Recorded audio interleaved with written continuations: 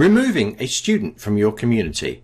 From the dashboard, go to Communities and go into the community that you wish to remove the student from. Simply click Members. Find the member that you want to remove from the community, such as this one here, and simply click the Delete button. It will confirm the deletion of the user from the community. All you need to do is click OK or cancel if you've made a mistake. Click OK and the student will be removed from that community.